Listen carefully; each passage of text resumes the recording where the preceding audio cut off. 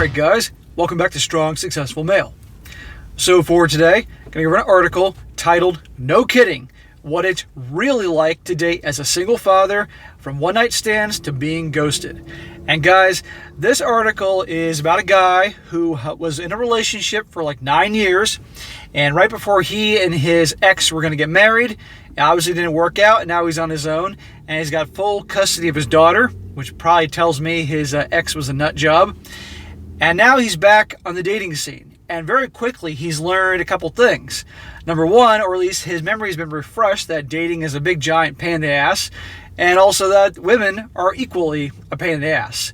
And so he's going to go through sharing his story and realize it's not what it's cracked up to be. Everything from experiences on Tinder, being ghosted, all sorts of crap that he went through. His experiences are a lot of things I talk about in this channel, as well as a lot of other guys talk on other channels. So it's very interesting hearing this perspective from the guy's side, as normally you hear these things from the woman's side. So I'm going to jump right into it. It starts off, being ghosted, one night stands, and women who won't look twice at him because he is a child. That's what it's like to date according to a single dad. Here, Mark Waddington, 32 years old from Skipton, North Yorkshire, reveals what it's really like trying to find love when you're a full-time dad. Interesting how he says in the beginning how he says that some women won't give him a second glance because he has a kid. And how many times do you hear women complain that guys don't want to date ones with children? Right? I did a video just a couple days ago about that. Now, he's not complaining, but he's just stating the facts. And it's always interesting is how sometimes you actually can have women that have kids themselves, but they won't date a guy that has kids, right? They want that guy to be completely his attention on them and their kids, not his kids. It's very interesting about that. It goes on, staring at my phone, I willed it to beep with a message. Instead, it sat on the table completely silent. My heart sank as I realized I'd been ghosted by Hannah, who I'd matched with on Tinder a few weeks before. Just hours before our first date, it felt completely brutal. Welcome to dating in 2021, or whenever the hell this thing was written. It was in the last couple of years. Somebody sent me this article. Being ghosted. I never imagined I'd be back on the dating scene on the cusp of turning 30. I was 21 when I started dating my ex-fiancée. We met through mutual friends in 2010, had our daughter Lizzie, now 6 years old, in 2014, and got engaged in 2017.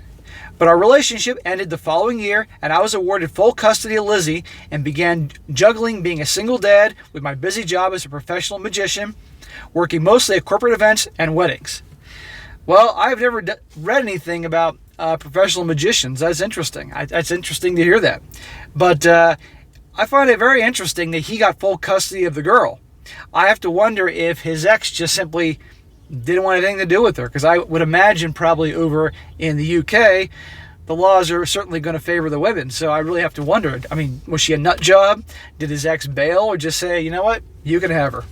Who knows? He says, in late 2018, I thought it was time to start putting myself back out there. After more than 7 years in a committed relationship and 4 years watching Peppa Pig and ferrying Lizzie to nursery and play dates, I was terrified. I had hardly any dating experience, never mind all these new dating apps that sprung up.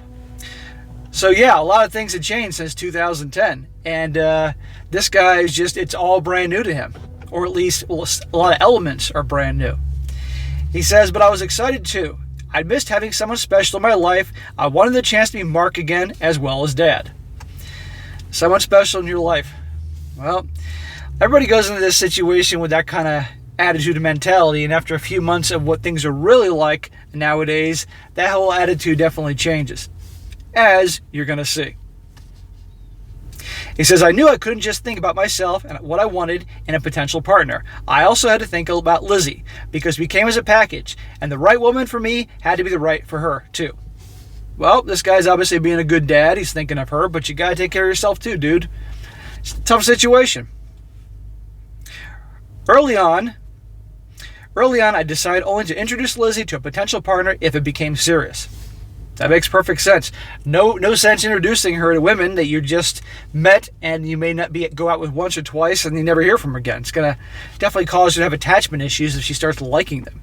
I would advise waiting a long time and when you could really screen the woman. And even then, we all know darn well that, you can get a bait and switch girlfriend or something like that. So you got to take your time. He says, my mates were really supportive, but because they're mostly in long-term relationships, they didn't have much advice about the modern dating landscape. So I was going blind. Yeah, you don't want to take advice from guys that have no freaking experience about what's going on and what they're talking about. That's not going to go well. But even guys that do have experience, a lot of them don't know what the hell they're talking about anyway. And certainly, I'm glad this guy didn't say he took advice from other women. That's the worst thing you can do in a situation like this. And if you guys, I know a lot of you guys obviously watch a lot of my videos, and you've heard me tell you before, don't take dating advice from women. Dating advice, pickup advice, relationship advice, because we all know darn well, or at least most of you have learned at this point the hard way, is that most women do not in any way, shape, or form understand what they respond to emotionally. Hence, that's why they're always with the same type of bad boy type of guys and get burned over and over and over again, but cry all the time that they want the nice guy to treat them well and buy them flowers and take them on romantic this, romantic that. And the guys that do that, they dump. They kick him to the curb and date the guy that doesn't do any of that stuff. So never take advice from women, guys, about dating or pickup or anything in that category. And I'm sure many of you guys know that and have learned the hard way, as I learned the hard way when I was much younger. He says here, taking a deep breath, I dived in, downloading Tinder, Plenty of Fish, and Bumble, as I'd at least heard of them. Oh, he's in for a treat with Tinder. He says, it felt strange uploading photos of myself for strangers to look at, but I decided to go with a lighthearted approach, choosing casual, smiling selfies and writing about my inappropriate sense of humor. That I confused drunk people for a living and my love of a good film. I was upfront about being a full-time dad. Not only was it the most important part of my identity, but there was also no point in wasting time with a woman who wasn't comfortable dating a father. No sense in wasting your time either. My first impression of the online dating landscape was, wow, and not in a good way. Imagine that. Never could have saw that coming. Many of the profiles were basically a checklist of what the woman didn't want. Listen to this. Under these checklists of what they don't want, number 1, anyone under 6'2". He says, I'm 5'11". Remember the sixes, guys? Next one, anyone who didn't earn a 6-figure salary. Sadly, not me either. Anyone who wasn't a rugby player. I began to feel deflated as I opened my apps every night once Lizzie was in bed. The sixes, 6 feet tall, 6-figure income, 6-pack. You can kind of associate that maybe with a rugby player being athletic, I suppose. More than 6 inches down south. And you can add other things, master's degree or advanced degrees, speaking multiple languages, the list goes on and on. Right there. I talk about that all the time, these lists, right there. Soon, all the profiles began to turn into one big Snapchat-filtered duck pout blur. When I did match with a nice-looking woman, I couldn't get over how fast-paced the process was. If I didn't respond to a message quickly enough, perhaps because I was busy cooking Lizzie tea or at a parent's evening, I'd find the woman had moved on. We're in an instant gratification society, guys. A few weeks after I joined Tinder, I struck up a good conversation with Hannah.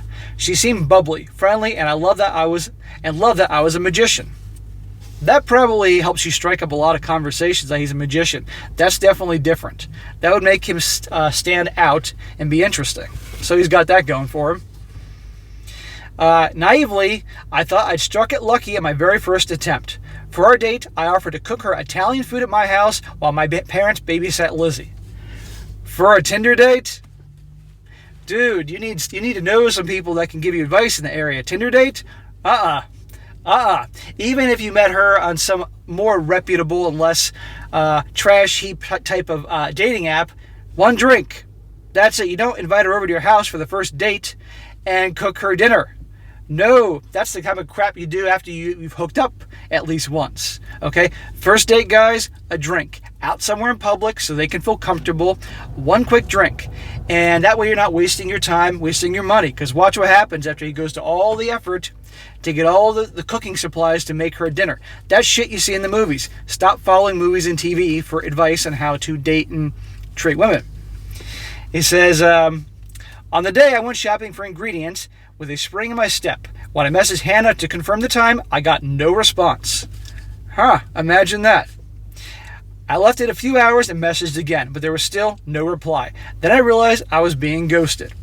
Well, number one, he should never have done this. Okay, because number one, it's going too much for a first date anyway. Should have had a quick drink at a local pub. That is it. Nothing more. It's inexpensive, it's quick, and it's public so she can feel safe and comfortable. If you're just inviting her back to your house, now the interesting thing is with Tinder, well, hey, it's all about meetups and quick hookups, but still, it's still at your house. She doesn't know you. Okay, so one drink. But yes, he was ghosted. I was stunned. I'd never experienced anything like it before. When I'd last been single, people at least sent a text canceling a date. Not in today's world. People don't give a shit anymore. After that first disaster, I did go on to meet several women with varying degrees of success. Before each date, I felt nervous but hopeful. Maybe this would be someone I wanted to spend my life with. Dude, you are trying way too hard. This guy's going way into this with this. This girl could be the next one, and all this. This isn't TV and movies. This isn't the freaking what's that show? The Bachelorette or The Bachelor, whatever it is. He says, women always back off. In early 2019, there was Laura, who was a friend of a friend and seemed great on our first few dates. But when she said she was in love with me on the third date, it was far too intense. One of those. I don't believe real love can come that quickly, so I gently broke it off with her. She was upset, but I didn't want to just ghost her, having experienced that myself.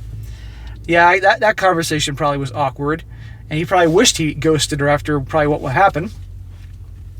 That summer, I met Jenny on a dating app. She came round to watch a movie while Lizzie was having a sleepover with my parents, who are great at support for me and help with the childcare.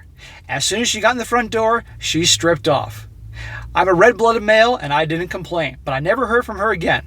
Although it was fun, one-night stands aren't for me. Hey, at least you got some, right?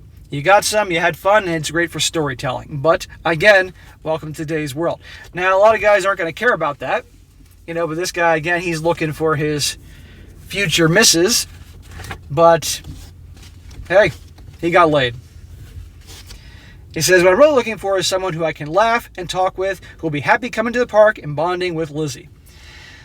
I really wish I wish this for this guy, and I wish him well because he sounds like a cool dude, but this is like right out of Hallmark movies. And believe me, there aren't a whole lot of Hallmark girls and girls next doors out, especially he's 31, so in their 20s and 30s anymore. He says, though I've made it always very clear I'm a dad from the offset, it's put some women off. And there have been a few who have backed off when they realize I'm Lizzie's sole carer. Well, dude, at the end of the day, it doesn't sound like his ex is in the picture, so he's got to take care of his girl. I get that. And there are going to be women that aren't going to be into you because you got the girl, and you can't blame them for that. Just the same way that the moms can't be pissed off at the guys because they don't have anything to do with them and date them because they got the kid, because they know the kid comes first, and they could drop them off, they could blow them off like that because something happens with the kids. So it's rare I defend women, but I am going to be fair, and I am in the middle of the road with some things. And so for this guy as a single dad, if some of the women aren't interested, believe me, they want some guy that can obviously, there aren't any setbacks or anything that can happen in the last minute, because they know that at the end of the day, the girl comes first with the dad. So he has to understand that. Goes on. Last year, I had an almost year-long relationship with Nina, who I met online. But in the end, me being the full-time dad split us up. At first, it hadn't been a problem, and then she understood my time and attention would always be divided. Well, yeah, it's going to be divided, but you also got to take care of yourself, dude. I mean, seriously. But as the months went on, it began to cause arguments. There were times she just wanted the two of us to go out, but I didn't have a babysitter for Lizzie, and she would get frustrated if I didn't respond to a message or call back immediately because I was busy with dad duties. So I could see her definitely getting annoyed or frustrated that you couldn't just go out and stuff like that. I get that, and I respect that. But with the whole, he didn't respond back to a text or a phone call or a message fast enough for her, well, that's her being needy. Okay, and that's definitely something that he doesn't need in his life, okay? It goes both ways for both men and women. You text somebody, you hang back and wait for them to get back to you. They will, obviously. If they don't respond to you, they're obviously busy. And women test men all the time. in that area where a guy will text them and they'll deliberately not respond right away just to see how the guy handles it. If the guy bombards them with texts or gets pissed off because they don't respond quickly, boom, they know instantly. It's an easy test to see if he's needy or going to be a pain in the ass or a stalker, and it can go the same way with women. And you can see right here. Over time, I felt she resented Lizzie, and we eventually split up. Lizzie had met Nina, but she just thinks she was a special friend. And for now, that's all she needs to know. Exactly. I need to protect her from that sort of drama and upset, but it really did knock my confidence about dating for a long time. And at night, I'd often sit and wonder if I was going to be alone forever. Well, let's not get dramatic, dude. You're not going to be alone forever, but there's a balance. Yes, you got the girl, you're being a good dad, but you also got to enjoy yourself too. Okay? Between lockdown and homeschooling and recently getting back to work, I'd set dating to one side. But now, with life starting to feel more normal, I like to try again. I still have a Tinder profile, but in the future, I prefer to meet women the old-fashioned way at the pub, through friends, or at work. Well, dude, if you are comfortable doing that, then do it. Talk to them everywhere. The more you talk to women and practice, and the more opportunities you have. Just keep trying and try and try. Use all options. But Tinder, it's a freaking cesspool. Let's be honest here. Unless you're looking for a quickie, which he said he really isn't, just avoid Tinder. I have had an epiphany that a single mom might be the best match for me. Well, be very careful with that, my friend. Be very, very careful, because you could be pulling your hair out if the situation isn't right. Not only will you have shared experiences, but we'll each understand that each other has a practical and emotional juggle to perform in a relationship and not feel threatened by that. Yes, that's true if you find the right girl. Okay? And there are a lot of cool single moms. But you gotta look around and be very careful in the screening process, because there's also a lot of nut jobs out there. One day, that right woman will come along, but until she does, I'm a proud single dad to my perfect girl, Lizzie. Well, dude, I wish you all the best. But like I said, guys, in the beginning of this article, this shows this guy, he's back into the game after like 9 years, and he realized it's a giant pain in the ass. And this is why a lot of guys just simply, they're done. They've had enough. They're not dealing with it anymore, because it's just the whole game, essentially, and how also the attitude of like women in today's age is the pickiness is through the roof. And I know I've talked about this many times. I know I'm preaching to the choir here, but this guy, he came to realize it. Just talking about immediately in the beginning with the dating profiles, how they want a guy that's over 6 feet tall, 6-figure income, blah, blah, blah. You've heard, I can say this shit in my sleep, guys. I say these things so much, but you know what I mean. So interesting take there from a single father. But anyhow, wish this dude luck that he finds what he wants. Just be careful and go from there. So my voice is cracking. I need a drink of water. So, all right, guys, that is it for today. Be sure to comment down below and what you think about this. And be sure to like the video, share with your friends, and subscribe. And I'll catch you next time.